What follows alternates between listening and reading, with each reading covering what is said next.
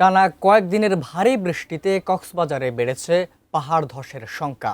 আজও ভারী থেকে অতি ভারী বৃষ্টিপাতের পূর্বাভাস। সতর্কতা জারি করেছে প্রশাসন। কক্সবাজার থেকে বিস্তারিত জানাতে সরাসরি যুক্ত হচ্ছেন কক্সবাজার প্রতিনিধি অর্পণ বড়ুয়া। অর্পণ, এই যে এতদিন যাবৎ ভারী থেকে অতি ভারী বৃষ্টিপাত হচ্ছে, যোগাযোগ ব্যবস্থা কেমন দেখছেন? এছাড়া কোনো দুর্ভোগ বা কোনো ধরনের হতাহতের সংখ্যা ঘটছে কিনা জানাবেন।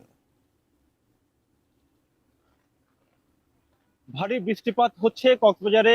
এই কক্সবাজারে ভারী বৃষ্টিপাতের কারণে যোগাযোগ ব্যবস্থার এখনো পর্যন্ত আমরা পাইনি। জেলার বিভিন্ন জায়গায় আমরা খোঁজ খবর রাখছি, প্রশাসনের সাথেও যোগাযোগ রাখছি এবং বিভিন্ন জায়গায় যারা বিভিন্ন উপজেলায় উপজেলা নির্বাহী কর্মকর্তা এবং স্থানীয় সোর্স যারা রয়েছে তাদের মাধ্যমে আমরা খবর রাখছি যে কোনো জায়গায় কোনো অনাকাঙ্ক্ষিত ঘটনার কারণে সড়ক যোগাযোগ বিচ্ছিন্ন হয়েছে কিনা। তবে আপনি যে প্রশ্নটি করেছেন, ঠিক এই মুহূর্ত পর্যন্ত সেই ধরনের খবর কিন্তু আমাদের কাছে আসেনি। তবে উপকূলীয়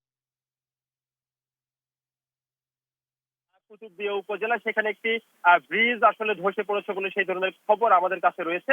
এই মুহূর্তে আমি সার্কিট হাউস এরিয়ায় রয়েছে। আমার ঠিক পাশে আপনি ছবির মাধ্যমে যে চিত্রটি দেখতে পাচ্ছেন এটি হচ্ছে মোজাহের পাড়া। মোজাহের পাড়া এইভাবেই দীর্ঘদিন ধরে উঁচু নিচু পাহাড়ের ঢালে কিন্তু সাধারণ মানুষ বসতি গেড়ে বসেছে।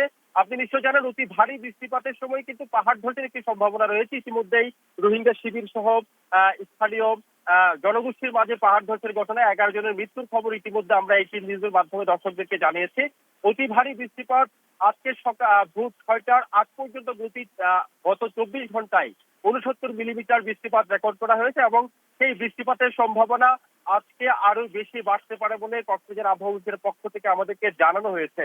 যেহেতু অতি ভারী বৃষ্টির সময় বিশেষত পাহাড় ধসের সম্ভাবনা একটু বেশি থাকে, সেই কারণেই প্রশাসন তৎপর রয়েছে বলে জেলা প্রশাসক আমাদেরকে জানিয়েছেন। তবে যারা অসচেতন ভাবেই কিন্তু যারা নিজেদের ঘর বাড়িতে অবস্থান করছেন, বিশেষ করে পাহাড় ধস প্রবণ এই এলাকাগুলোতে, সেই মানুষগুলোকে আসলে নিরাপদ স্থানে থাকবার জন্য প্রশাসনের পক্ষ থেকে বারবার বলা হওয়া সত্ত্বেও তারা কিন্তু সরে না যাবার কারণে এই ধরনের পাহাড় ধসের মতো মানবিক বিপর্যয়ের মতো ঘটনার মুখোমুখি হতে হয়। কক্সবাজার থেকে এটুকুই ছিল সবশেষ।